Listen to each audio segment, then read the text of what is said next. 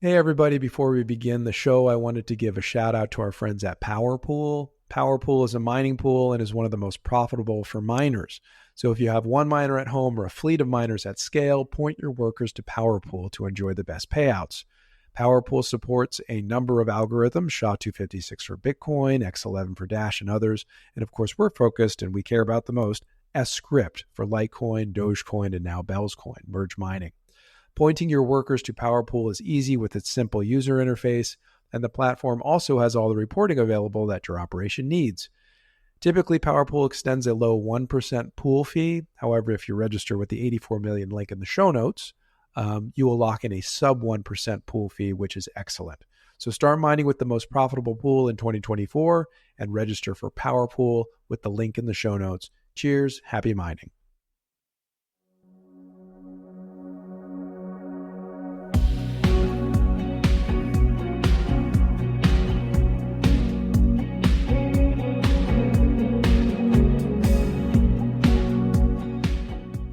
Hello, and welcome to the 84 Million Podcast. Today is episode 25, and we have as our guest Mr. Grant Cook. So what do we say about Grant? Hey, Grant. Grant is a member of the Litecoin community who hosts the weekly Litecoin Underground Spaces, which has surpassed its third year. Grant was involved in hosting the MWEB launch party in 2022, and just this past summer, he sat as a panel moderator at the 2024 Litecoin Summit in Nashville. Follow Grant on YouTube, X, and podcast platforms at Litecoin Underground. I know on X it's LTC Underground rather than just Litecoin Underground. But Grant, welcome to the show. Good to have you. Hey, thanks for having me. This has been a long time coming. I'll be honest with you. I was like, when is Kyle going to ask me? How do you, maybe I just have a little inflated sense of my position in the Litecoin community. That could be some of it. Well, we want to talk about that, and I think you're doing really good things. And again, congrats on 3 years. And I think it is a long time coming. I know I private message you. I'm like, Grant, it's time. And there you're like, okay, I'm willing to come on. So glad to have you here. You know, how do I say it? We do have similar shoes to fill, although very different and very distinct. I mean, you do spaces more than, although they are podcasts, and you do upload them with narrative, and we'll talk a little bit about that. But you know, you do the media thing. You get the ideas. I get people together. You interview folks, and really kind of go live just with a whole bunch of who knows who is going to show up in your room, and you kind of host that, and it's pretty amazing.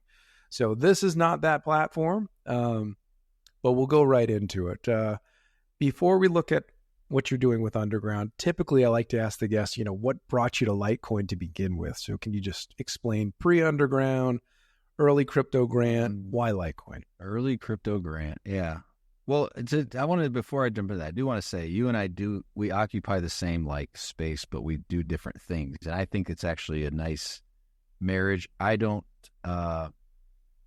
know. I take this the way you want to take it. I feel like you're more serious than I am, but that's good. Like I don't slow down enough sometimes to do the research that I should do. A lot of the stuff I talk about is, I feel like I'm more human oriented as opposed to protocol oriented. But anyway, I don't want to. We can dive into that later. I think we will. I got into Bitcoin because, boy, I'm trying to think how it started. Here's my origin story. So I was at work, and I had a old house that I was renting. I had, you know, my normal 401k and stuff, and I think I had a little goal, not much at all. And I said to my coworker, I was like, what is there besides like stocks and real estate and gold, you know? And he was kind of somebody who listened to libertarian stuff, a Glenn Beck type of guy. He's like, well, you can always buy Bitcoin, you know, and he didn't have any. He just said it kind of off the cuff, right? And just almost like, you could buy Bitcoin. Mm-hmm. And I was like, well, what is Bitcoin? He tried to explain it. And so I started researching it. This is probably 2016, early 2016, pre-election 2016. And I don't know, I didn't buy a lot. I just thought of it as like this thing that a gamble, right? They always tell you when you're a certain age, you should gamble a little bit with a certain portion of your portfolio. So I very logically, you know, convinced myself to do it. And the more I learned about it, like by, Roger Ver was somebody who influenced me, Antonopoulos, like listening to what they talked about, I went, this makes a lot of sense. And I even remember talking to my dad, because he has a rare coin company. So he's been a rare coin a long time, but he's not a gold bug or anything. It's just a business to him. So like, he's not some super passionate libertarian or something like that. But, I remember him thinking like, well, what do you do if you want to sell it? I'm like, well, you can just sell it. Like literally right now while I'm sitting with you having lunch, I can go sell it. And I think like he at the time didn't give it much weight, but I definitely got into that. This is going to be the money of the world, international trade. And, a friend of mine had mined some Bitcoin a long time ago. And he and I got to talking about it all the time. And he got into Litecoin and kind of said, hey, you should check this out. But that was, unfortunately, it wasn't March of 17. It was like May of 17. So had it been March, I'd have been, much happier. But either way, that's kind of how I started. And, I really didn't dive much into the social media aspect of things. I've never been a huge social media. I didn't do other things in, other platforms before. You probably know I kind of stumbled into what Litecoin Underground became. I was a very glamorous account. You can go look me up. I'm still have it. Mega Chunky Buns, which another origin story I could tell you. But I kind of made a couple videos there. And then what got some attention was the whole Walmart Litecoin thing. And I was into, this was during COVID, and debunking fake news and understanding how the media works. Like I started just all of that. It all kind of tied together of when you see a headline going, this doesn't make sense. Let me dig into this. And there was something that didn't make sense about it. And I searched, I think it was the hashtag like delist Litecoin. That's what it was. And I was like, why would anybody say delist? That's so illogical. It has nothing to do with the coin, but it was happening all the time. And I was like, there's something going on here. So I started looking up all the accounts, and they were all these like brand new accounts, and it was obviously bots. And so that gave me a little bit of, I don't know, maybe confidence to do stuff. And I'm giving you my whole origin story. You're good. Keep it up. And there was a user, he used to go by Litecoin Elvis. I don't think he exists anymore.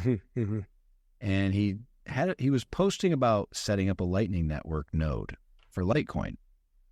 And there was a, kind of back and forth. I thought, why don't we have a place to meet and just discuss Litecoin stuff? So in my mind, I always thought of like a technical help, like a help desk, or someone like, I always thought of Johnny Litecoin. I've said this Litecoin before. tech support. Yeah, which he had, I think. That Johnny literally is him, John Moore, Litecoin tech support. I thought of him, like he knows a lot about POS systems and how businesses are interested, because he's been in that payments arena for a long time. Now, why as a community should we should be taking knowledge from someone like him and going out, if we have a business in the area that wants to adopt Litecoin, it's important to know what those businesses are interested in. So that was like where this whole idea came from of let's get together and learn from each other, And I was surprised how little I don't want to say little community, but yeah, we had people that posted a lot, but considering Bitcoin had like 10,000 spaces and 50 podcasts and whatever else, I thought this is crazy that there is not a Litecoin space consistently. And yeah, it was my account, the Litecoin Underground account, started in 2021. I just had the birthday because it actually popped up, and it was like the day after Litecoin's birthday.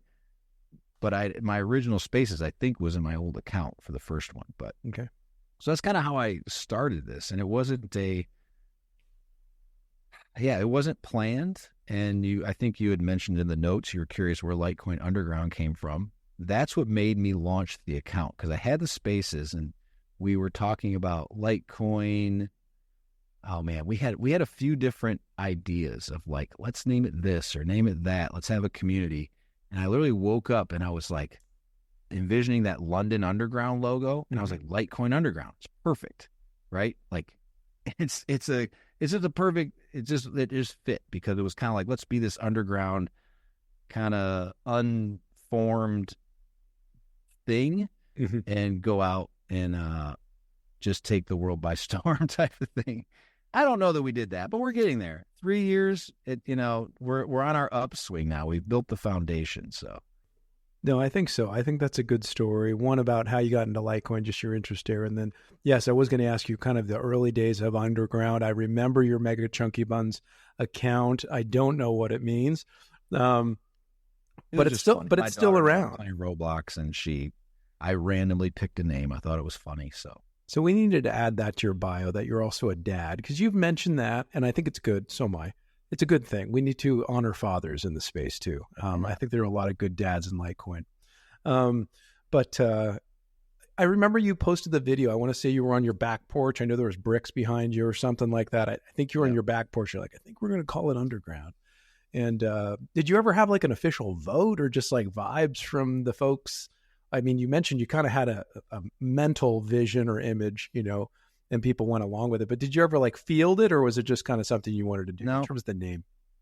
No, because we were talking, I want to say, like Litecoin Alliance, Litecoin Army, like the things you've heard of that are typical. And Underground's better. Yeah, it worked. It just fit in the logo. And what's funny is, like, I sit here and I still have that stupid PFP for Twitter. My hats are up here. Well, that's the you have the Bored Ape.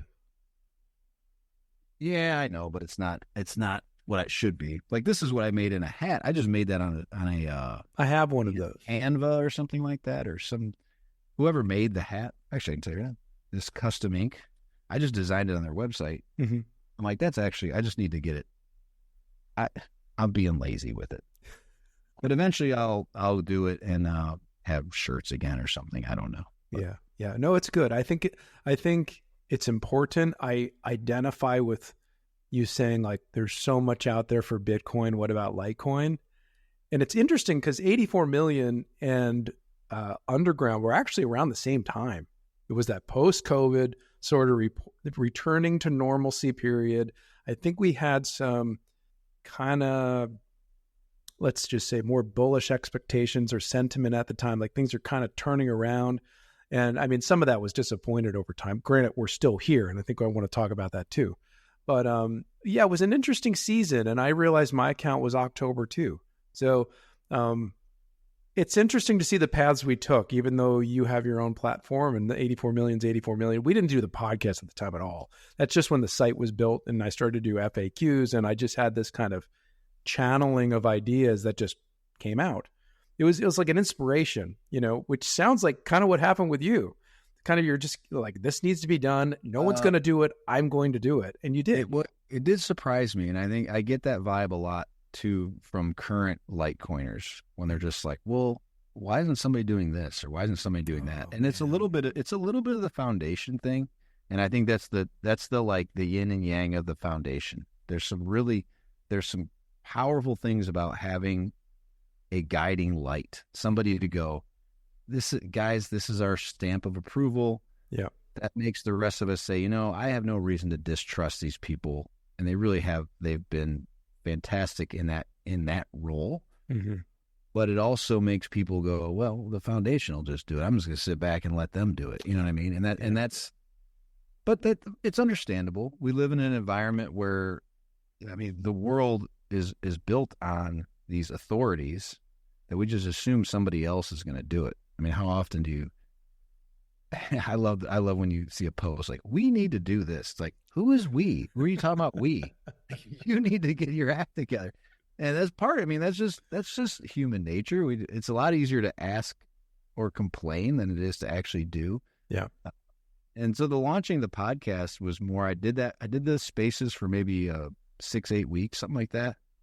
And I was like, well, what the heck? Why Litecoin, who, I don't know if you've ever had him on. I have. He was episode 5 or 4. No, Luke was 4. He was episode 5. Yeah. Oh, okay. Yeah. So he and I communicated, because he and I in the beginning were like, basically ran those spaces. And, I never knew him or anything, but we talked a little bit, and I was like, let's do a podcast, So he did the first episode, and that was it. That's all I got out of it.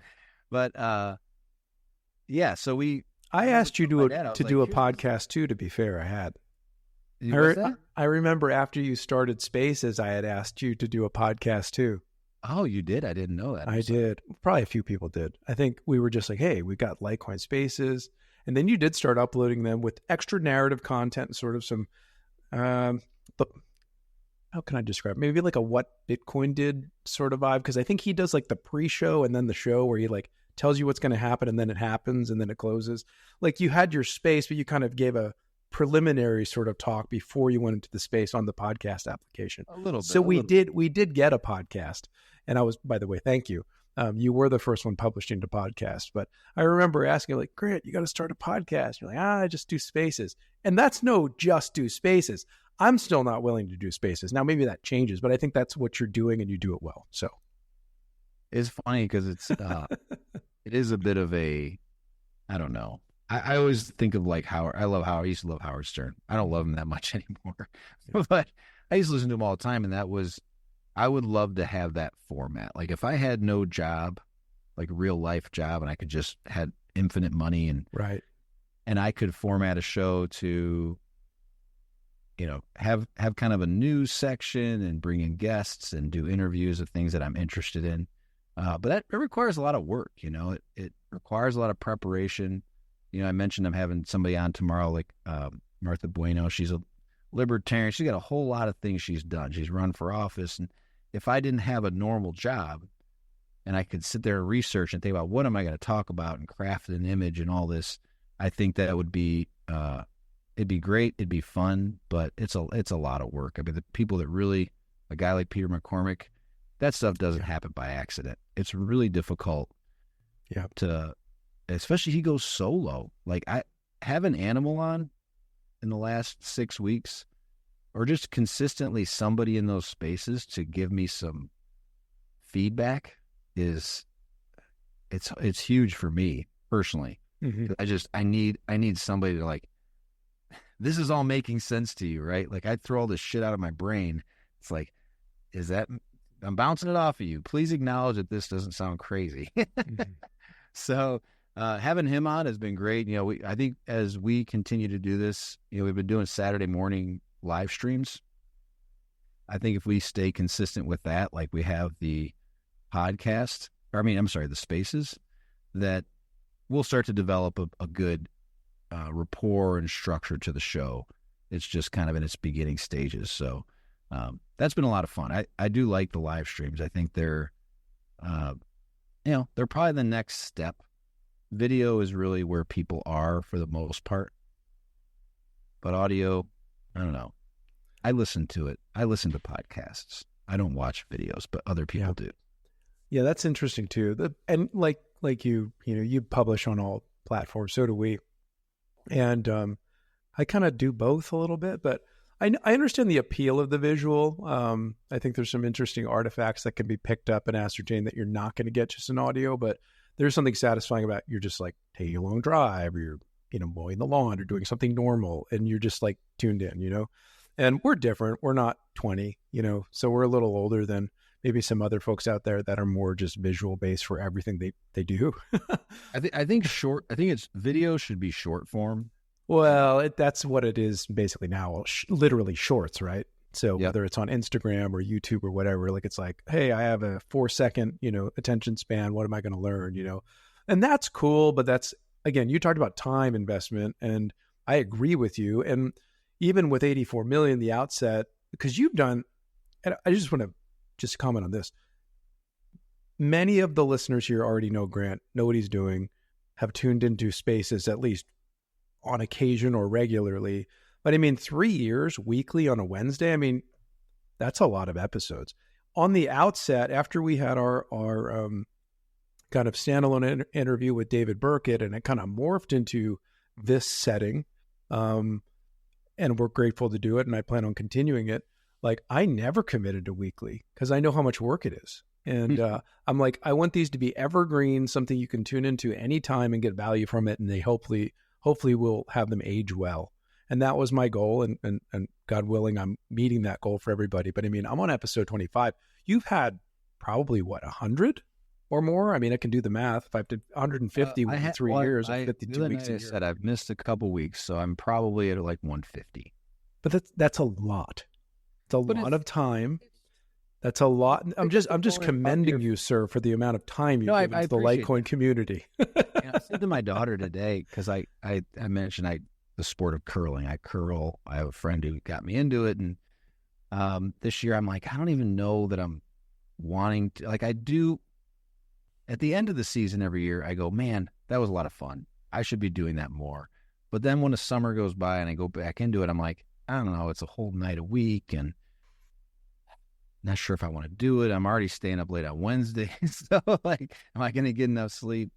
And I said, I told her, like, the people on Wednesday nights have become my friends. It really has. I have obviously good friends from growing up, and, people that tomorrow night I'm going to go hang out with some buddies, hang out by a fire, and that's great. But, the people that have come in there, we've had long conversations. I mean, the old spaces, I used to do spaces for like 5 hours. Yes, you did. 2:30 in the morning. I don't even know how I did that. And then there was a period where you had spaces, and then basically someone else would host a post spaces, and you would attend that too. You just didn't host it.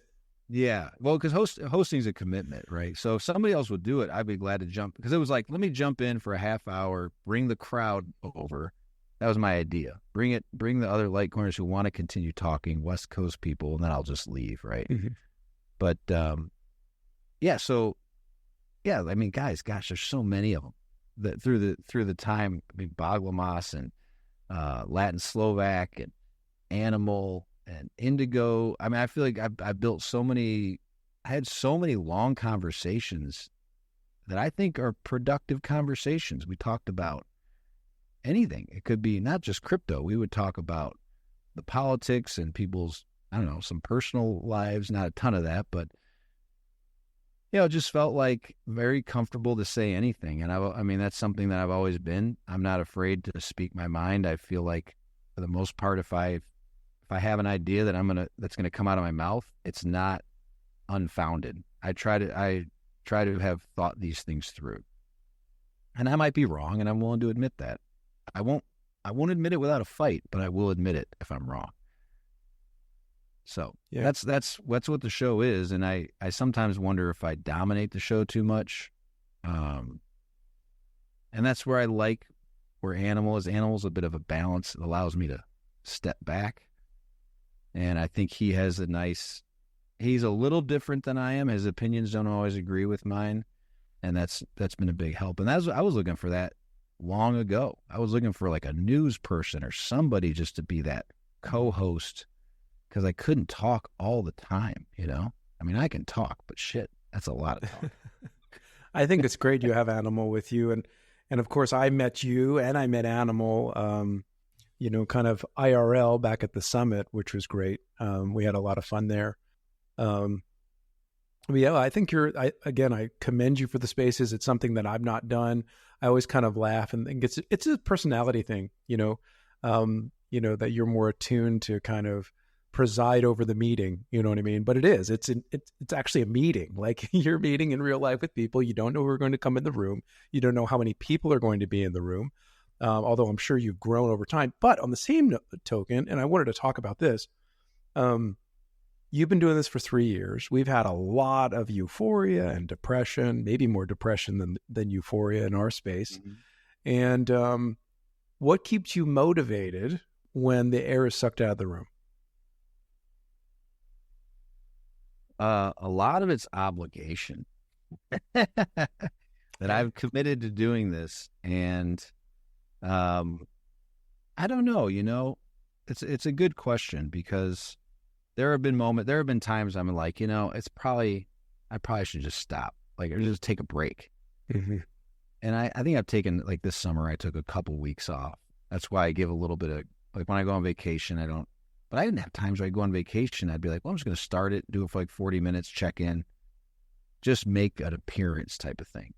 I don't know. Like I said, a lot of people are my friends. I think I've had a lot of very interesting conversations.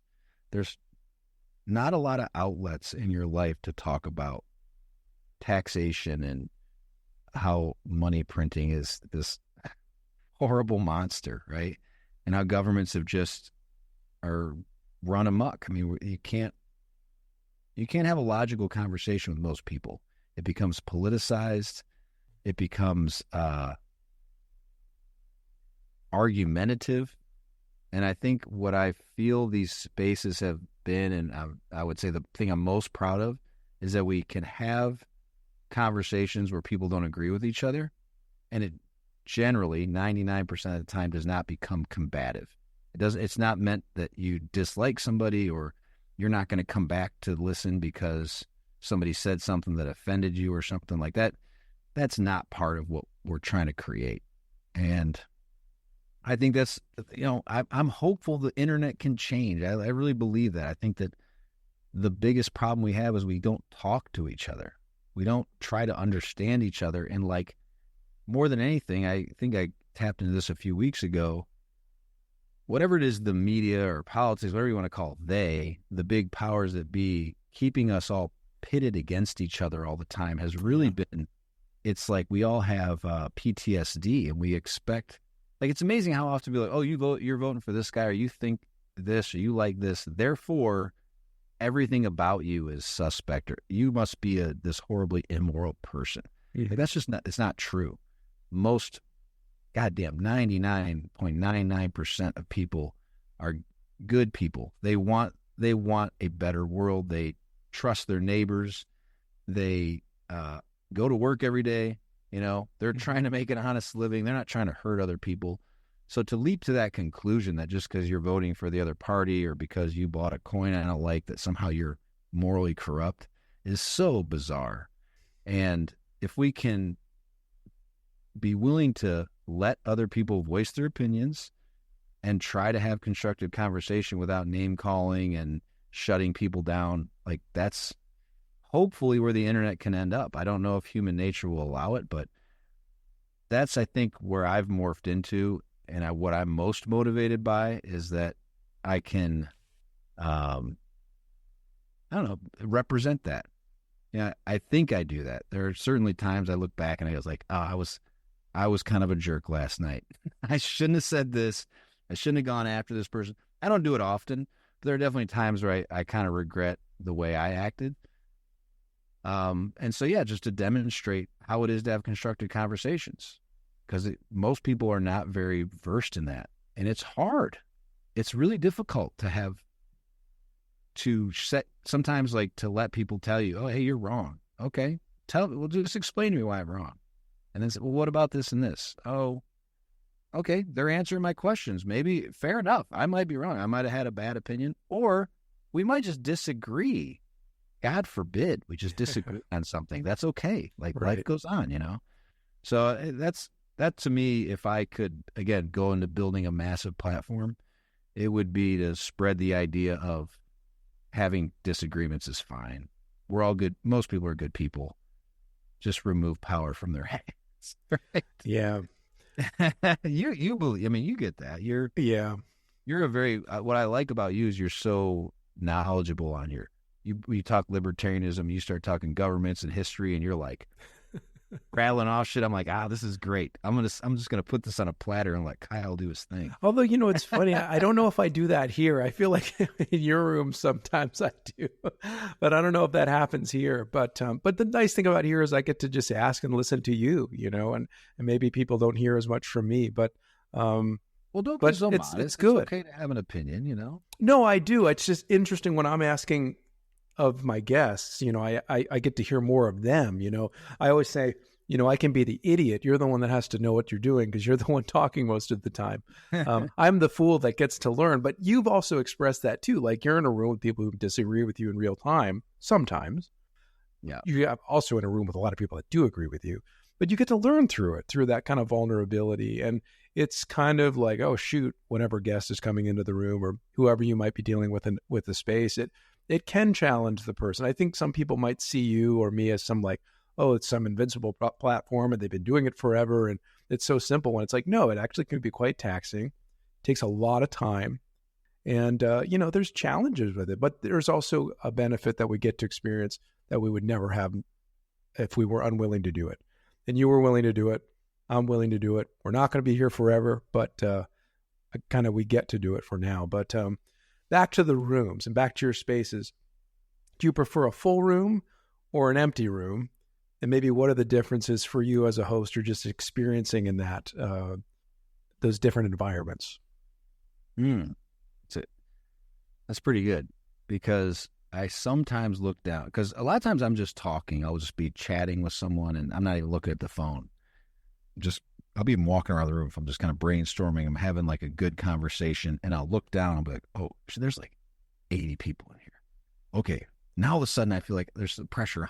If it's just the 12 people that show up, then whatever. But no offense to those 12 people.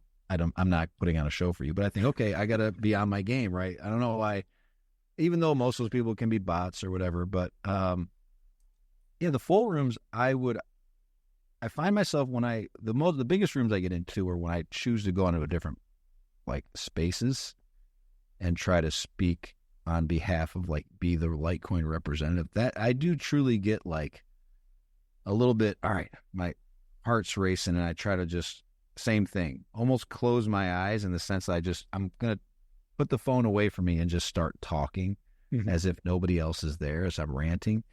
That's where you hope to have the most influence, is people that don't already believe in Litecoin.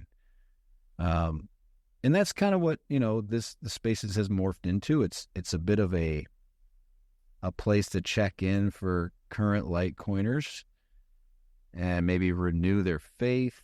It's like our church, I guess. I think we'll have better conversation. Bull markets will bring more people in. It's been, like I said, I started right after Walmart. Do you know what the price was after Walmart?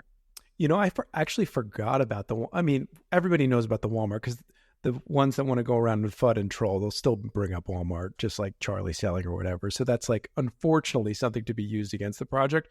But I forgot that you're correct. It was concurrent with that season.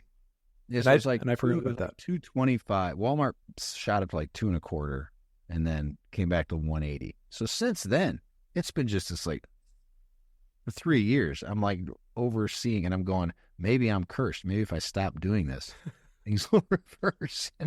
You don't get any lower than low, and I'm pretty sure it's lower. I don't want to say it's impossible, but I really have a hard time seeing it going lower than where we are now. Yeah, well, and I think that's what the ultimate thing with Litecoiners is we've, what do they call it? Like the slings and arrows or whatever from that soliloquy. You just go, what do you got to say to me, dude? I've been riding this out for so long. Yeah. You can't, it's like iron, right? Like forged in the toughest environments. So these Bitcoiners it's been sideways for 6 months. Like, oh, really? It's been sideways for 6 months. I'm very sad for you. Try 7 years.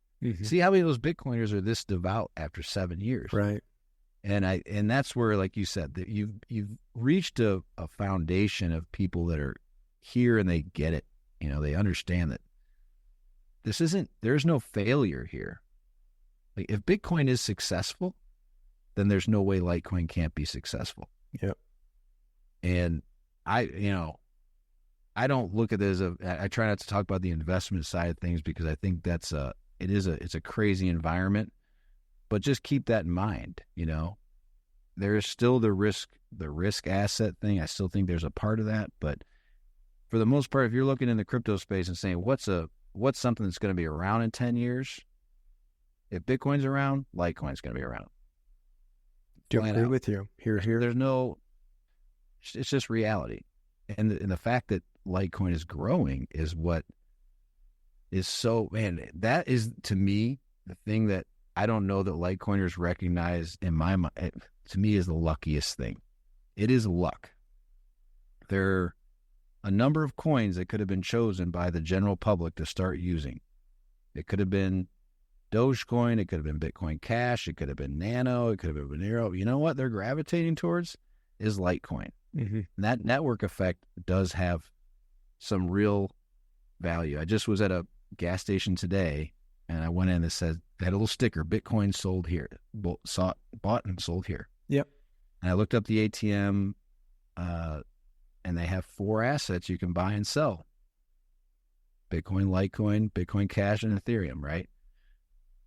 That part of the equation is you can't replace. It takes so much work. Even today, I wish it was in my pocket. I had a Susan B. Anthony or a Sacagawea dollar. And I was thinking about adoption. I was like, think about like this even. I went to put air in my tires, and I couldn't use the dollar coin. And I think about that friction of changing every vending machine in the world to accept a dollar coin. Yeah. It's U.S. dollars. Which is probably going to be inevitable if we keep using change at the rate of inflation. yeah. But point being, right? Like, it's friction to adopt actual legal money, much less this new magical internet money. So these overcoming those barriers, the things that when people complain about the foundation, I understand that price gets you all upset, but the reality is they're focused on adoption, and that you can't deny the success in that realm. Like, it's off the charts. Literally almost everywhere Bitcoin is, Litecoin is. That's amazing. Out of 20,000 cryptocurrencies, you can put, 3 fingers and get Bitcoin, Ethereum, and Litecoin are pretty much everywhere. Yeah. Even though it's a non-hyped coin, somebody nobody cares about, the price action's been crap, whatever, it's there. Try to do that as Solana. Go retrofit all those vending machines. I mean, the ATM machines. It's hard. It's very hard. Jumping through all the hoops and the regulations. So that's the biggest thing that Litecoin, I think, is, I don't want to call it luck because there has been work done, but things, circumstances of events could have gone another direction, and it would have been Bitcoin Cash, or it would have been Dogecoin, or it would have been Dash, right? Like, yeah, Dash was a big one. And I know there's a lot of folks in the Dash community that are still pretty active. Before the show, we were talking about kind of the panels and Litecoin Summit. And by the way, can I point out, Joel Valenzuela was a Dasher. Yeah. He was on your panel. Go ahead. He still is, but I just want to point out, in case somebody watches that video, this is Friday night. It's 10:40 p.m. So this isn't like if you air this at 9 a.m. I just want to make sure we want to make sure everyone knows I'm not waking up that I'm drinking coffee and he's day drinking. I set it up. Problem. Not me. This man is the problem, right? It's decaffeinated. It's like mushroom coffee with like a hint of caffeine in it, because I'm like, I need to drink something. It's just there's a tiny bit of I don't know, it could just be vaporware, but it tastes good and it's not very caffeinated and it's coffee like. I used to also do what was the other one that I would do? Chicory root is actually it's more of a tea, but it's actually very coffee-ish. That if you want to drink it at night, and there's like inulin in it, it's good for your gut and all this sort of thing. So it's supposed to be pro-digestion. The mushrooms are more like pro-cognitive, like who knows? Does it pleasant. Like coffee though?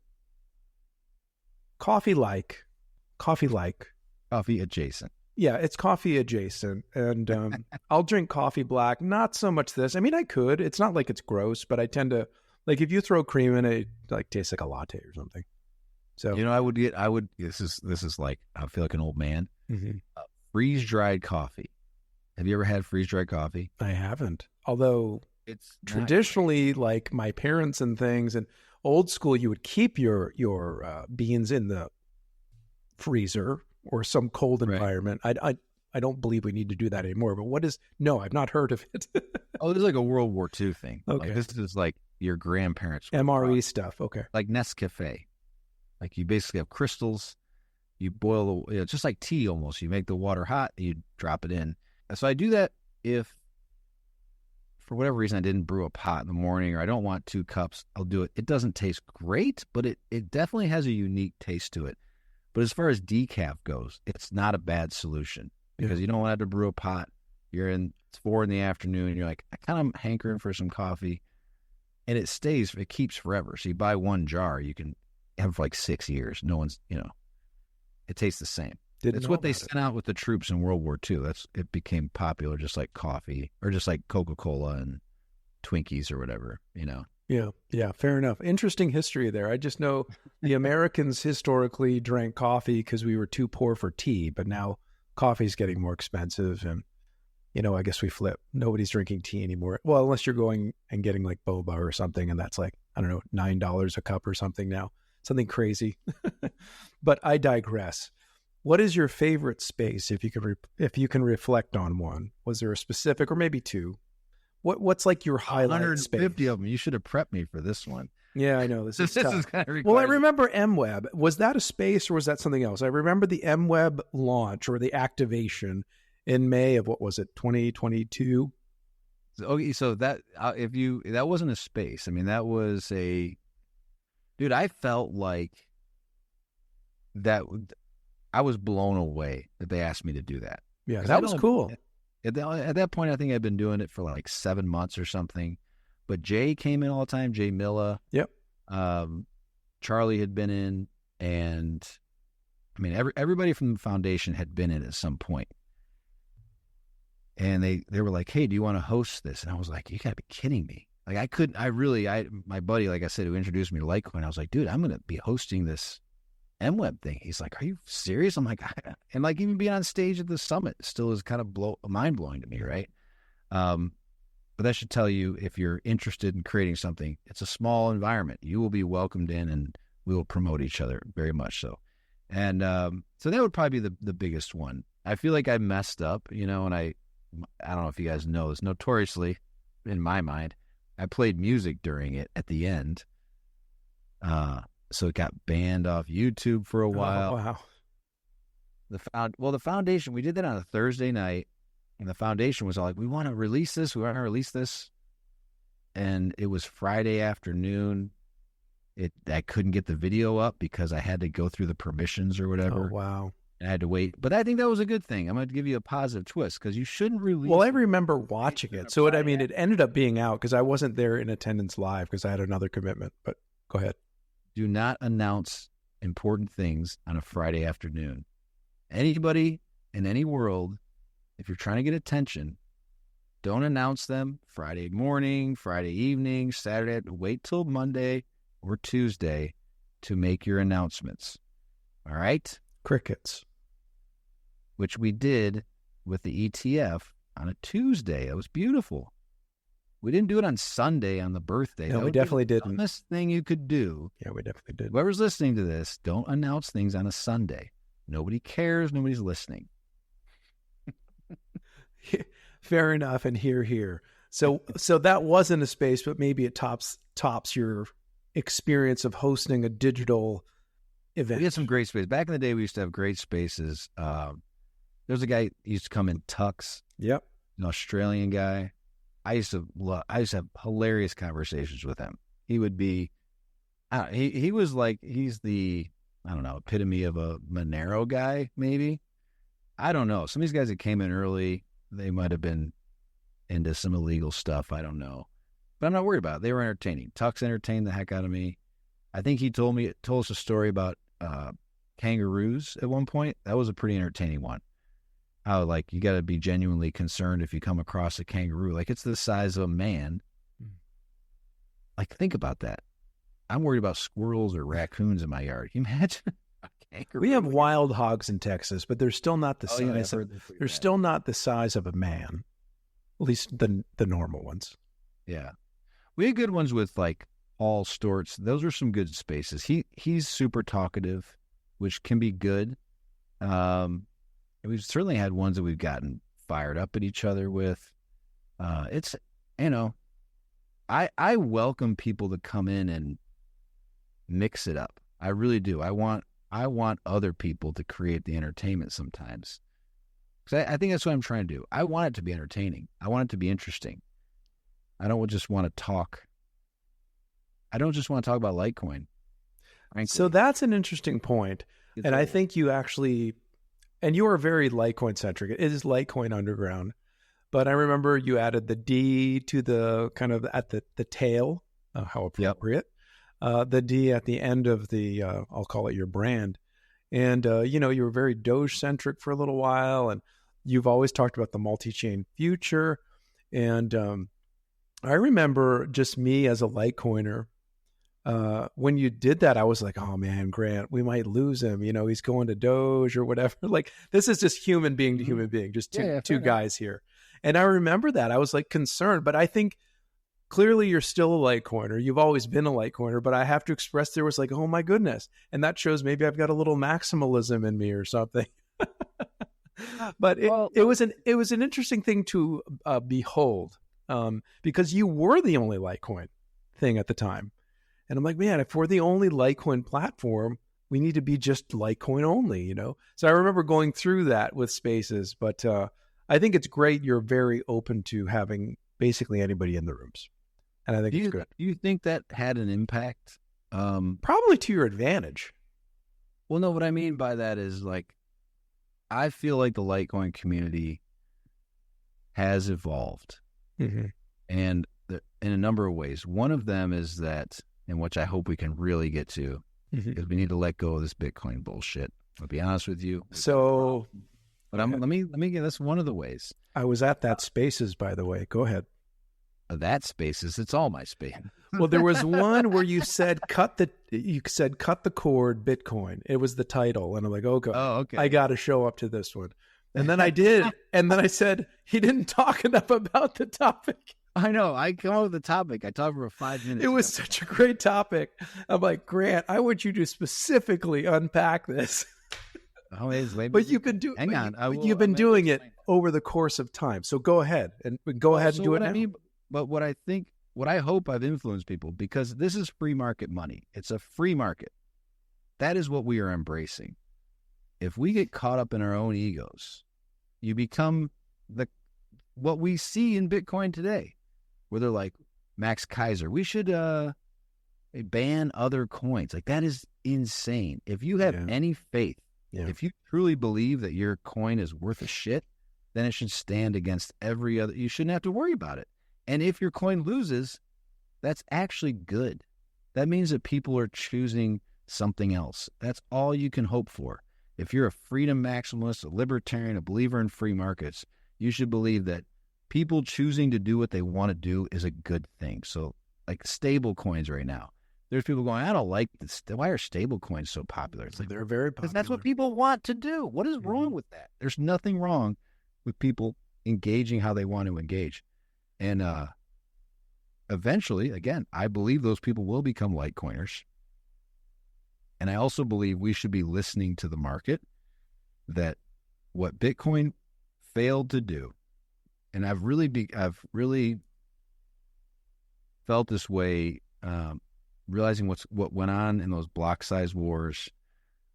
I do believe Roger Ver was right. I'm going to tell you this right now. You have to have users. If you reject your customers, it's a failing business. You're making a huge, huge mistake. I get that there was an idea of, listen, we can't let nodes run amok. We can't have BSV. Fair enough. But we can let's push things back 4 years. Let's add 1 megabyte to these blocks while we're talking about this. And maybe we find a happy medium. And that's where I think Litecoin, we need to embrace this idea of, if we get to 1 million, 2 million transactions a day and fees start going up, all right, if we don't have another viable alternative, let's go to 2 megabytes. Let's just wait. Let's just see how it plays out. We don't need to be dramatic. It doesn't need to be, I don't know. I think computer people try to make computers, they think they can program the world. You can't program the world. We're still people. We still have to trust each other. We still have to try to have good faith conversations. And the thing that's different about cryptocurrencies is that they exist in a free market.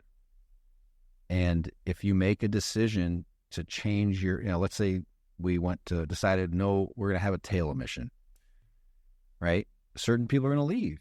Or if they decide, oh, it was too high or it no longer is a good money, then they have the option to leave.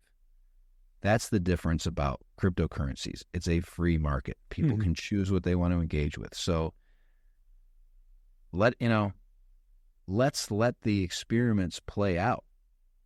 And if I talk about Monero or Thorchain or Dogecoin or Nano or BCH or whatever else it is. If those things prove to be the thing that people want to do, let it be. I mean, okay, maybe I don't get rich. Well, you know what? If people are ultimately living out their lives the way they want to live it, then that's all you can hope for. Mm-hmm. I mean, really, being rich, come on, Kyle. It might be nice for me, but it's ruined some people too. Yeah. How much nicer would it be that like there's some fairness in the way the world works? Mm-hmm. And anybody who understands how bad the money system is, like how I'm going to use a liberal word here, how maybe this is what's the word? I already lost. That's how bad. That's how disease. How much liberalism sucks. Can't remember the words. How privileged we are. Oh yes, indeed. Yeah. We are.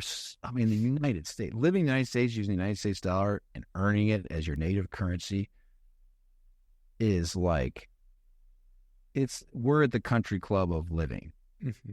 Even the poorest people. In terms of fiat, yes. Mm-hmm. It's crazy, right? The advantages we have and how little we have to do to earn a living. Like I work 40 hours a week like anybody else, and I live a life that people in other countries would fantasize about in their wildest dreams.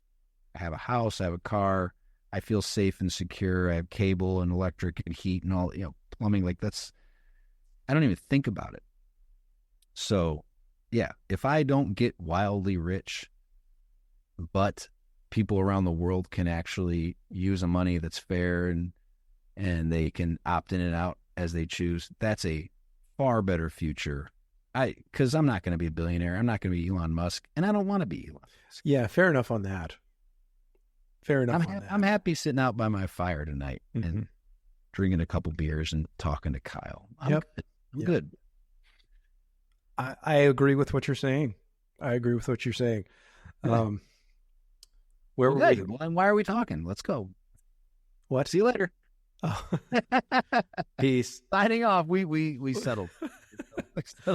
We're not done yet. Oh, damn. Okay. He's ready to opt out. No, we're good. I'm enjoying the conversation, and I think you've done spaces despite incorporating a lot of others, and you just kind of shared along those lines. Other projects, tail emissions, whatever, Dogecoin initially, and just being friendly to the ideas that percolate, right? You are still kind of the only one doing it. Do we need more Litecoin spaces? What do we need for education to expand?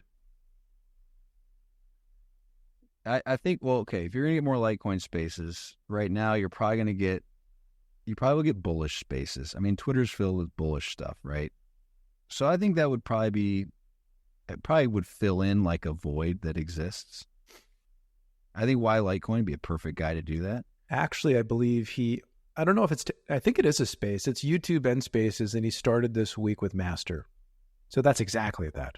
Yeah.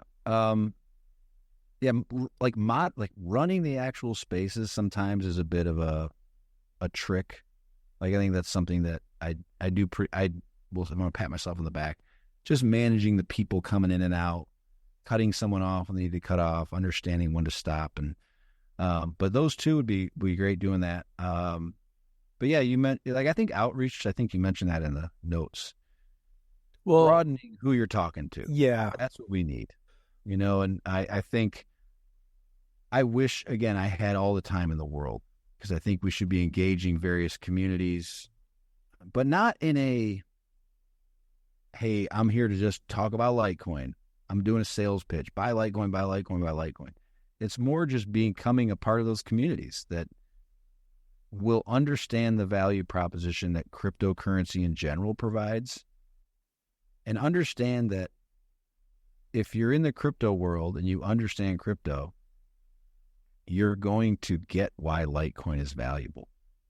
You're going to see that it's available everywhere. It's cheap to transact.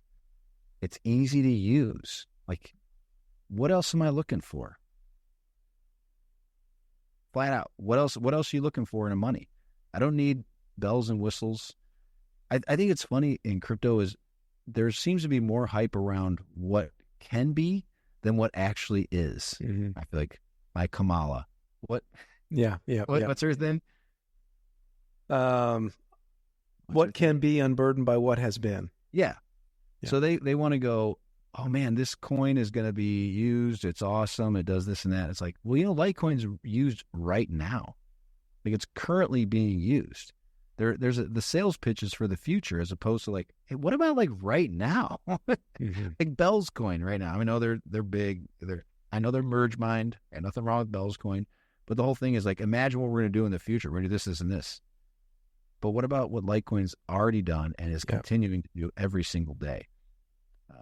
And that, and I think it's going to wash away. It seems to be that the memes are becoming less. You can tell me. Do you think they're becoming less meaningful than they used to be?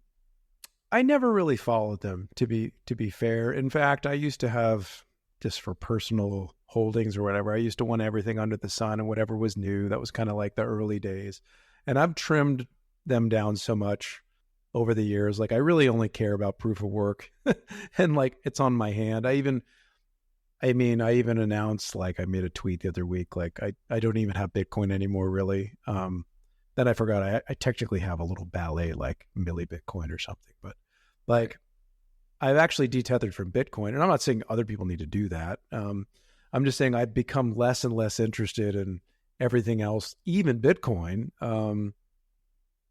over the past several years in this kind of journey. And I do like Doge. I think Bell's is really interesting, although it's kind of an anomaly because our last episode, I mentioned about how they're bringing back like Fairbricks and Lucky Coin and all these other ancient history, dusty blockchains. Like, I don't think it's going to be the same thing as spinning up bills, getting them to speed run the entire past decade of developments on it and actually updating it, getting it merge mined. Like those other ones aren't going to have that happen. So it's fine. Again, no prohibitions, but I don't think there's much there personally.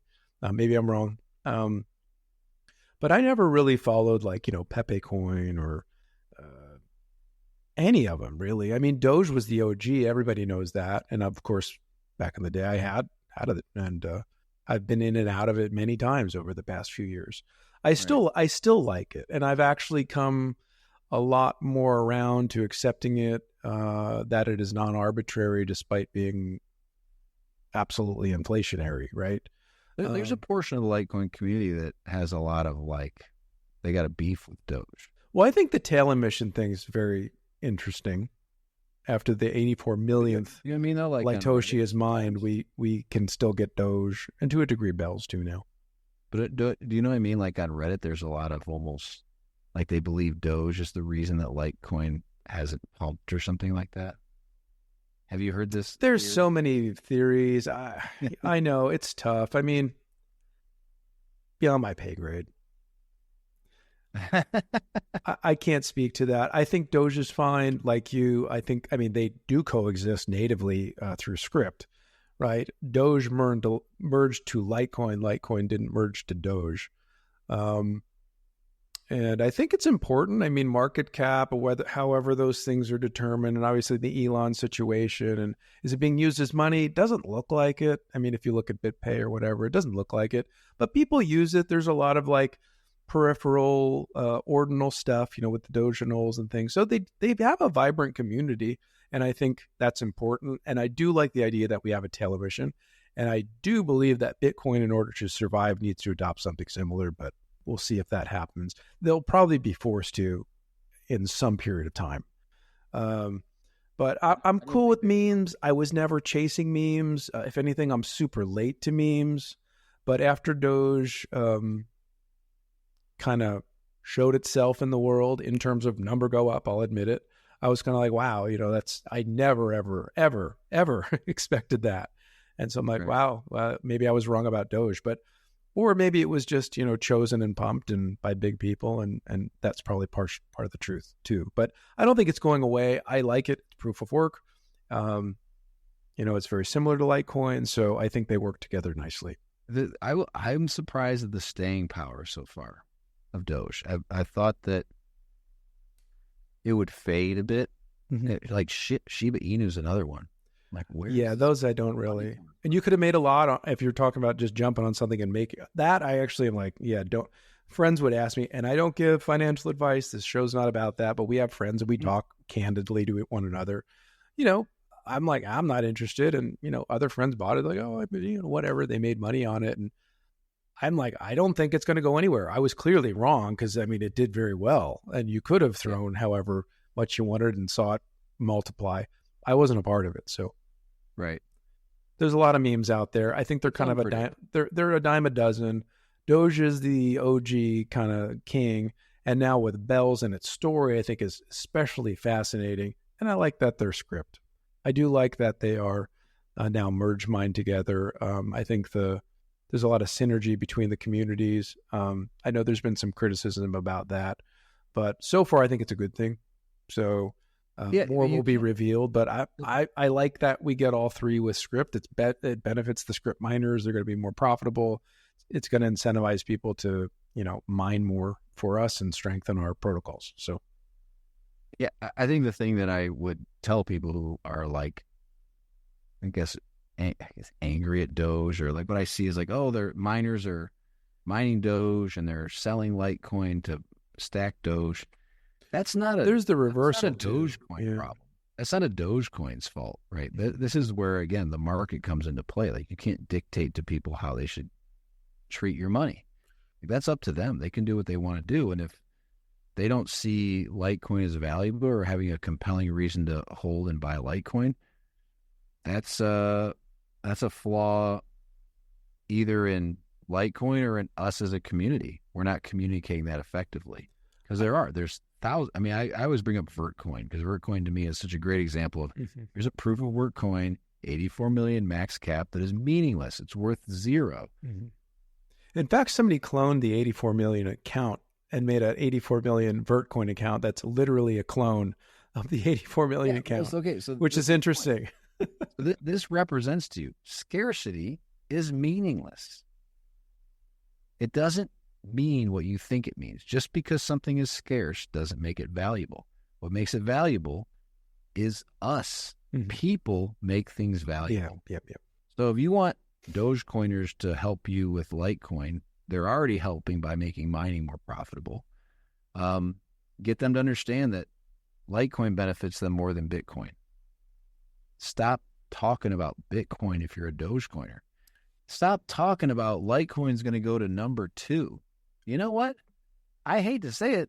If you're a Litecoin lover and you want Litecoin to be successful, don't talk about being second best to Bitcoin, because Litecoin is better than Bitcoin. Mm-hmm. I don't know why we're afraid to say it. It's obvious. And there's kind of back to the cut the cord. We like this, Grant. The only metric that you can point to is the price, the US dollar price. Besides that, there's no reason. There's been zero growth in Bitcoin since 2017. You look at transactions per day, zero growth. Litecoin's up like since maybe 10,000 to 200,000, 20x since then. So the future is growth. The future is adoption. The future is people using the thing and setting a real value to the asset. If I go and put my money onto an exchange, Italy just raised their capital gains tax on cryptocurrency this week, like 25 to 42%. Mm-hmm. So when you put your money into an exchange in Italy, well, you just lost 17% of your value because you can't sell it without getting taxed. Mm-hmm. The whole point is to hold it privately, to not expose yourself to exchanges and banks and governments. Ultimately, these all are governments. Banks and exchanges are extensions of the government because the government can control them and do whatever they want. They can tell them to do whatever they want. The second you put your name, sometimes vice versa. Well, you think the exchanges tell the government what to do? Well, banks. You could talk about the Fed. Bank, they might be like the bank. They are one and the same. I think that's the hard thing to get right. Like universities are basically the government. Like the university cannot survive without the government, and vice versa, probably. Mm-hmm. But so stop playing this game of I'm going to put my money here. Well, Bitcoin went up. It's like, this is not what this is about. This is about avoiding the destruction of your money. That's the way I put it, man. Inflation is destruction. Taxation is destruction. People cooperating produce infinite abundance. Humans working together can create anything. Look at Elon just caught a rocket out of the sky. Yeah, that was pretty wild. Right? These are people working together, despite all the horrible conditions the regulations and all the things that can be put on him. He can thrive because people are working together. Taxation, inflation, regulation, these are all destructive properties. And if you're just going to play the game, you're just going to put your money into an account, you're just replicating the old system. Literally changed nothing. And this is where Litecoin needs to pivot and say, Bitcoin has failed us. This community has failed us. They lost their way somewhere. And let's take this as a warning. We are now the holders of the truth. Like we are the path forward. Mm-hmm. Like today, MWEB is going to launch. Sorry, my nose is itchy. I'm sorry. MWEB is going to launch on Cake Wallet on Monday, I think. And the first thing they put out there, Seth for Privacy said, hey, Litecoin to Monero transactions. So if you're a Monero guy, why bother with Bitcoin? What does it provide you? Zero. Yeah. It's expensive. It's slow. It's completely captured. Stop it. I don't understand. You want to cut the cord. Why are you wasting your time? Let me look in the camera. Why are you wasting your time with Bitcoin? It's peaked out. It's reached its max capacity. It's in every ETF, bank, government, whatever. It's completely captured.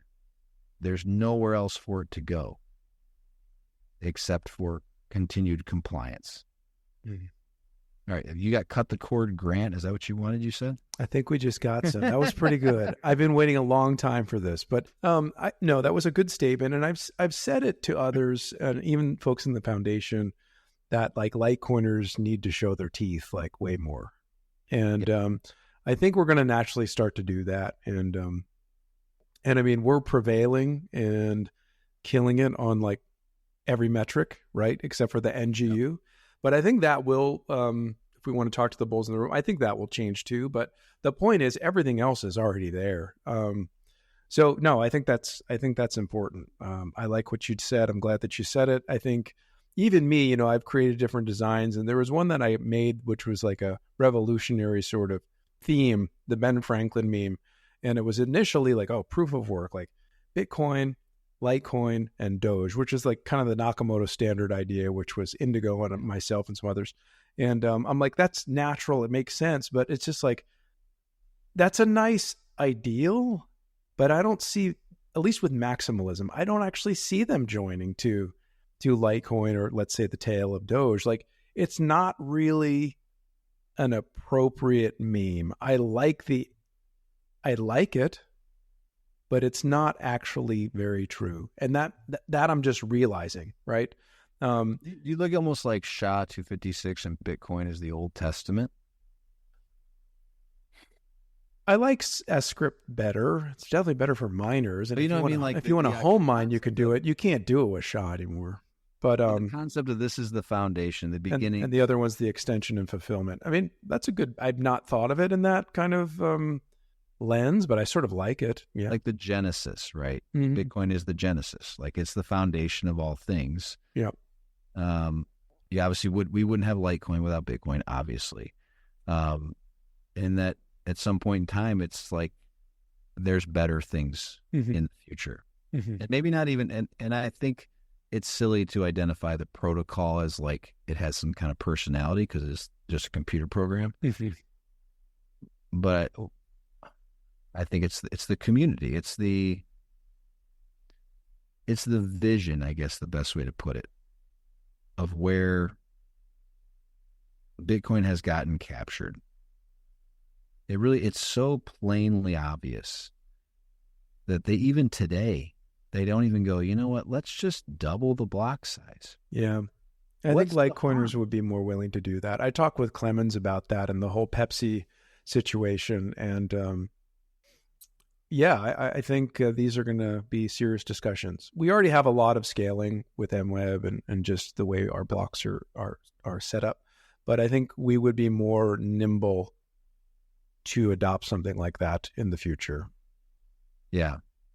Yeah, or be open to it and understand that it's okay to propose these ideas and talk about them. Again, let's have, like I said, been maybe 40 minutes, I was saying, have conversations and understand just because somebody has an idea doesn't make them the enemy, doesn't make them a bad person. You don't censor them. You don't kick them out of your spaces. You don't tell them they're an asshole or a whatever, horrible terrorists or what, you know what I'm saying? So if the Bitcoiners that, like again, Roger Ver gets just excommunicated, I do think the reason he got excommunicated was because he chose to actually hard fork, because he got fed up, and probably he did jump the gun in doing that, but it doesn't make him a bad person. And he didn't ruin BTC, did he? No. Mm-hmm. And if anything, they can say, hey, we won, but it doesn't mean you vilify the guy. So that's what I hope we understand, is that we should have constructive conversations around it. We shouldn't silo off. We shouldn't silence people. We shouldn't anoint people. Like, again, if I have an opinion, just because I have a platform doesn't mean I'm right. And just because somebody's a developer or somebody is at the foundation doesn't mean they're right. But, let's take it into consideration. And that's kind of how you move forward, is to have constructive conversations. So I don't know. I mean, let's hope that's the future. Let's hope we see, really 5 years from now, will we be seeing 1 million, 2 million transactions on Litecoin? It feels that way, for sure. Yeah. I think we're definitely growing, and it's exciting. Like I said, we kind of crush it on every metric, and I don't think that's going to stop at all, especially with the ossification of Bitcoin. But yeah, Bitcoin, I think it's important in the world, but I agree with what you're saying, and I think I agree with it more and more. Again, that I'm no longer really even involved in Bitcoin to the degree that I was never stacking it early on. I was never some whale or anything like this. But just as someone who's watched the space and honored it, and I think Litecoiners have been very good at honoring Bitcoin, just as maybe Dogecoiners would say, hey, Litecoin is our Bitcoin, or something like this. Like, there's kind of a hey, this came before, let's give it some reverence, but with the arrogance and everything that's going on there, it is concerning. And the fact that it's failing as a person-to-person money is just a fact. And it seems to be turning out to be something that governments and highly centralized institutions will hoard. And unless you're, borrowing your word again, privileged with, just a significant amount of Bitcoin, you're not going to be using it on chain. So again, captured was the word that we've used. I see that.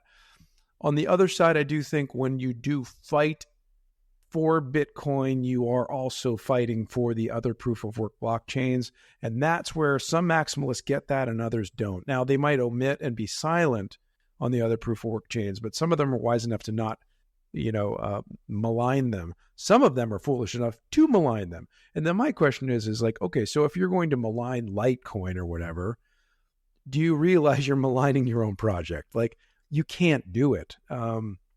So it's interesting. So in that regards, we are kind of, friends and friendly at the protocol level, but with the way it's being,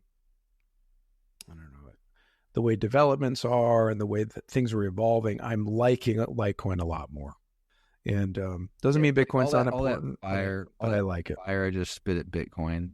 At the same time, there are some Bitcoiners who are trying to tread a path. Mm-hmm. Like I think they're well intended. Like, they're trying to say, how do we get regulation and this and that. And correct. I'm with you. Truly and I don't think they're bad people. And I think if anything, they're laying the groundwork for, like, if you think Litecoin is going to become the same thing as Bitcoin. They're making an easy path. And they might change their mind down the road too. Yeah. I just truly don't think that that's even a viable future. I don't think governments, this is my tagline. If you don't know who I am, the tagline of my space is control of the money supply is oxygen to governments. They cannot function without it, at least not in their current state. So to think that they're just going to cut off their own oxygen supply you cannot expect this. It's insanity to believe that they're going to do that. And to believe if it's this government's going to be good, or this tax is going to be good, or this institution, or whatever, it's totally corrupted and cannot survive. It cannot, period. As much as we want to believe we can do it and we can wriggle our way into this regulated system and the government's going to buy our coins and it's somehow they're never going to let go. They can't. They've unfunded liabilities, Kyle, $250 trillion they owe. Like, how can they just go, well, we're just going to welcome Bitcoin in and everybody's going to get rich and we're never going to pay our debts up? Like, it just doesn't make sense unless the only way they'll do it is they choose to totally bankrupt everybody in the country simultaneously. That's the only way it works. They invalidate their own money. And then if they do that, they're going to end up like, I don't know, what happened to Marie Antoinette. That's how they would end up. That's the only way this goes down, if you're going to let people own Bitcoin and just use it. Mm-hmm. So the European Union had, I think it's MICA, M-I-C-A, something about regulating digital assets. I forget what it was. Mm-hmm. The one stable coin, they banned Tether. Yep.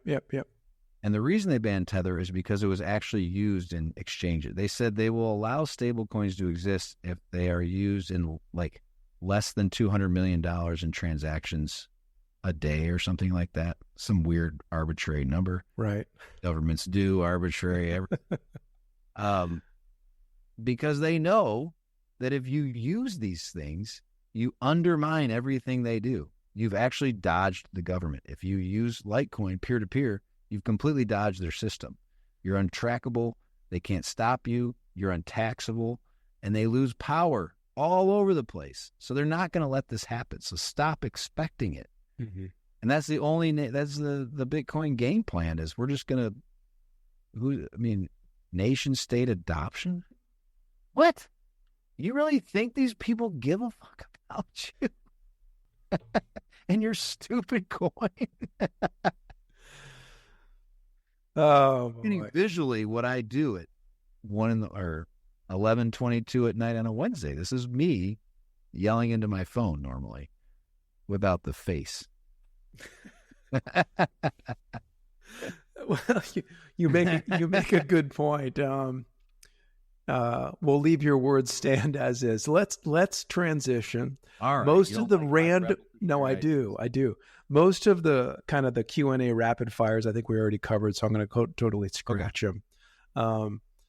But let's maybe end on you mentioned Cake Wallet. You mentioned, swapping Litecoin MWEB into Monero, which, by the way, I thought about that. Monero is market cap 29, if we care about market caps. There's some value to judging something based on those metrics. And Litecoin's 20.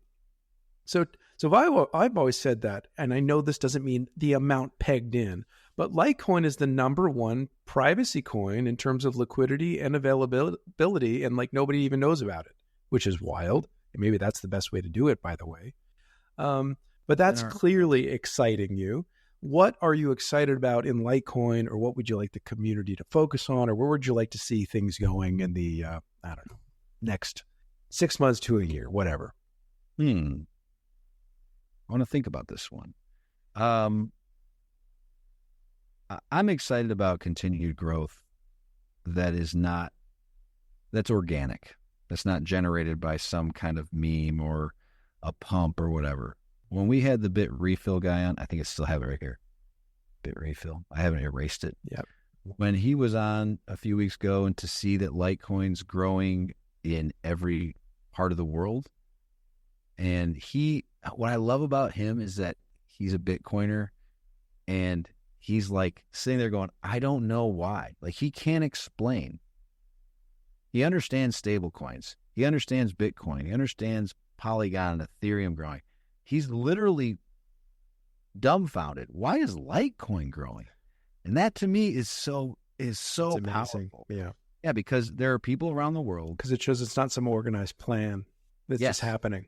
No narrative. There's no general, like, he had some examples in Lightning of, well, we have this one program in Argentina that's caused this huge bump. We know that. Well, El Salvador has this. So he knows why there's these bumps in other assets, but he doesn't understand Litecoin. And that's awesome to me. That's what I want to see. I want to see people who are just choosing this thing because it's the right fit. It is everywhere. It's easy to use. It's not expensive. There's no drama in it, right? And what are you looking for when I think Paul Stewart said something funny on our stage at Litecoin Summit. He said about, if you go use Visa and MasterCard and Visa fails you 1 out of 100 times, you might forgive it once, but the second time you're like, okay, I'm just going to use MasterCard from now on. And that's exactly what's happening. If you look at the usage charts, fees go up on Bitcoin, people gravitate towards Litecoin. When fees come back down, yeah, some people go back, but not all of them. And so slowly but surely, all those users start to gravitate towards Litecoin. And let's embrace it. Again, I go back to the thing of maybe it's an idealism. If Litecoin grows to 2 million, 3 million, 4 million transactions and fees start to go up, and we decide as a community, let's keep growing this blockchain. And we keep adopting users, and they can use it at a reasonable fee because they want to use it. And for some, hey, in 20 years, nodes get too big.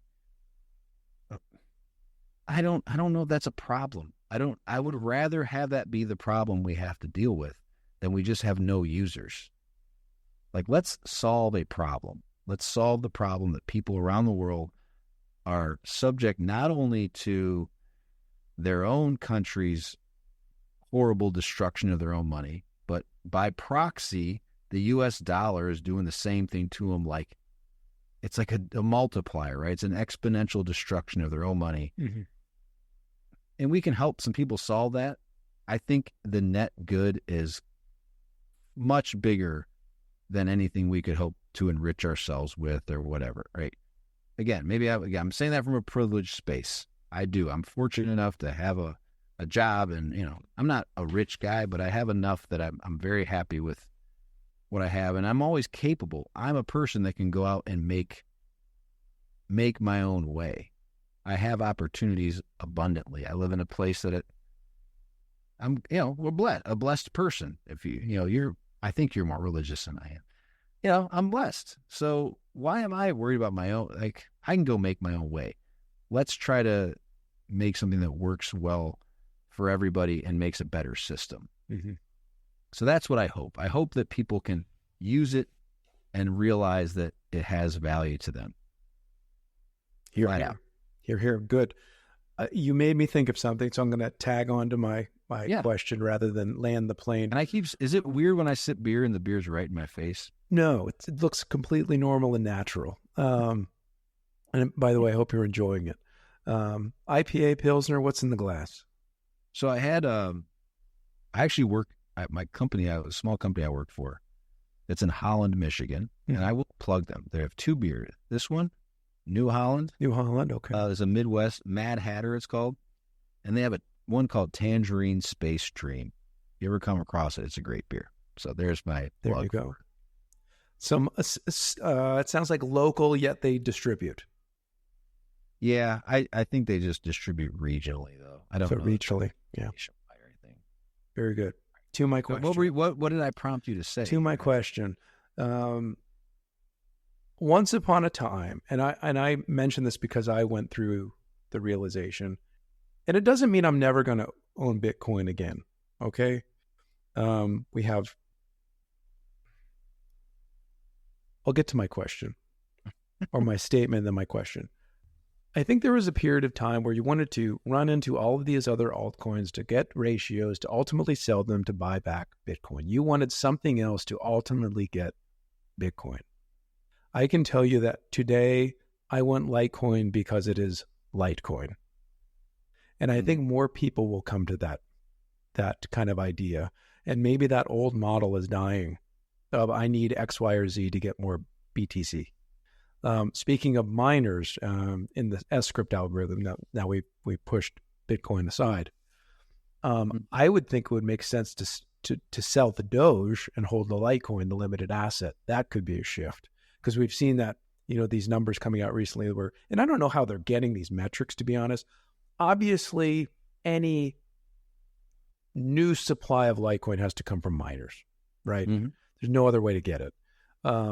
Otherwise, existing supply circulates through exchanges, person to person, et cetera. I don't know how they're seeing that miner reserves are at all-time lows unless all of the pools are publicly auditable. So I don't entirely know that, but if that is the case, then, they've been selling a lot of it. It doesn't mean I don't think they're going to continue to do that necessarily. I mean, of course, if they want to sell it, they may. It depends on the miner and the mine. I don't know. I don't make those decisions, but I wouldn't be surprised to see if everything's being liquidated all the time, that could also stop. And it would actually make more sense for that to stop. But anyway, they've only got a couple million coins left, and less than 10 million. And again, that's the market. You can't complain about miners choosing to sell. That's their choice. Mm-hmm. And the only way the price goes up is if we have people using it and finding value in it. Whether miners are holding it, we can have artificial holders, mm-hmm. speculators. Like GameStop went up 10x, right, or 100x or something. It was artificial. Irrational holding is not a market. A market is people realize, like, being happy with a certain amount of gain, using this money, having utility to it, or else it's all gamesmanship. If it's all GameStop, are we all GameStop, do you think? No, No, that's not what I mean. But I do think that in the event that this is an actual metric that we can trust and it's been liquidated, every bit of Litecoin's out, then that's like, okay, well, what happens when demand comes in? Because there's no more of it to offload unless it's in your wallet or mine. Right. Right. Well, the demand's been there. I think what you're saying is the demand has been there. Yeah, and they've been liquidating. And my thing is, they may decide not to be as liquid in the future, and sell the inflationary product of the mine, which would be Bell or Doge. So I'm curious of what that would do to pressures and things like this. But back to the point on Litecoiners coming to the point of we get Litecoin because it's Litecoin. Do you think more people will? I think a lot of us may have already been there, just we're on different paths. But do you think that original kind of goal is crumbling? I want Litecoin or something else to sell back and oscillate into Bitcoin. Yeah, I mean, I'm on, I think Shan and I are, and I guess you now, right? We're some of the few going, I don't have any real reason to go back. I don't want to use it with those fees, the congestion. If there is $1 million Bitcoin, I do not want to be thinking about operating on chain. Yeah. Well, just saying, I don't even want to think about it. I will tell you, I do like Vlad Costia. Mm-hmm. I think he's going to become a Litecoiner. He already is. I mean, he's a maximalist, but he's already a Litecoiner. I know. He's a friend of all of ours. But I mean, is like you hear him talk and you see his posts and you go, he's seeing like this doesn't make sense. And anybody who has a mind about him can't live irrationally for very long. Like if you're renting an apartment and you you have the money to buy a house, and you're like, eventually you're going, okay, eventually I just have to bite the bullet and accept that maybe whatever my choice was yesterday isn't the right choice going forward. And I think I posed that to him in our conversation. Like, do you think the development process is broken on Bitcoin? And I think he does. I think he sees that the undertaking to get over that hump is so ridiculous, and it's unnecessarily ridiculous. You know, you can have something that works beautifully and perfectly, like MWEB, VPM, whatever you want to call it. It could work on Litecoin for 5 years. There's something like, well, this and that, and that to me, I don't know why. I don't know why that is. I think you're a guy that is a libertarian. You understand most of the time how the with a lowercase L, how various agencies within the government can get their fingers into things by trying to politicize this. Take it easy. It's obvious to me that there are actors inside of the Bitcoin who are trying to stunt its growth, who are trying to make it difficult to do anything. They can't have this OpCat that apparently everybody loves and they've been talking about for a year. It just doesn't happen. What is going on? Why is it? Why? Can anybody explain why it's not happening? Bells is working on putting that in their protocol already. Bells going to speed run everybody. They basically do everything. I thought about that. I walked my dog. I was walking back. I'm like, Bells is going to be merge mine, MWEB, drive chains. They're going to do everything. It's a possibility. It seriously is. But that might be what ends up being what everybody wants. Yeah. Is that one chain comes in and goes, you know what? Screw it. We're just going to do everything. Yeah. And maintain proof of work at that, which is great. Yeah. And at the end of the day, you go, well, those are all the features I want. Why wouldn't I use it? Right? Yeah. Yeah. You're influencing humans. You're not programming computers. These are human beings who engage with the money for a short amount of time. You talk about, well, if you hold on to it for 10 years, hey, guess what? 98% of the people in the world don't save their money. They spend it. So a fee is way more taxing than inflation. Interesting. Yeah. We have low fees in Litecoin, in case you didn't know. Yeah. Everybody's watching this knows. But all right, I've been passionate tonight. I think you've been good on the gamut. I think we're at a sweet spot. We'll let it go. I appreciate you for coming on, Grant. Again, let's find this guy at Litecoin Underground on YouTube, where you can find your podcast, LTC Underground on X. Of course, we thank you for Twitter. The listeners. Call it Twitter. I refuse to call it X. It's Twitter. It's like Pluto. It will always be a planet to me. But, exactly. But either way, we thank you, Grant, for coming on. Congrats on 3 years. It's amazing. Of course, to the folks here at 84 Million, we thank you as well for following us on your podcast apps, YouTube, etc. Find this episode and all the others at 84million.com/podcast. And with that being said, Grant, any final thoughts before we close the show? I think I said a lot. Reach out to other people. I think that would be the thing I would tell Litecoiners is find adjacent communities. If you're interested in who to talk to, don't talk to Solana people or Doge people or Bitcoin people. Talk to silver stackers, gold bugs, libertarians, people who understand how broken this system is. It's so deeply broken. The money system really has corrupted every institution you think is level-headed and in your best interest. Universities and science and media and all these people are corrupted by the money system not because they're bad people, but it's just distorted how we all engage in the world. And so if you find people who understand that, they will understand cryptocurrencies and why having a government-less money, an uncontrolled money, is valuable beyond the dollars and cents. That's what you have to get through to people. And once they understand I can trade, like I said today, Litecoin privately 24/7 in any market in the world without any intermediaries, that's infinitely more valuable than a couple of dollars on the market, what you're going to sell it for. So That's what I'll leave you with. Well said, sir. Thank you for coming on the show tonight. All right. Thanks. I appreciate it, Kyle. Good to finally make it happen. Hear, hear, sir. Friends, follow Grant. You know where to find him. We look forward to seeing you on the next episode. Thank you for tuning in today. Cheers.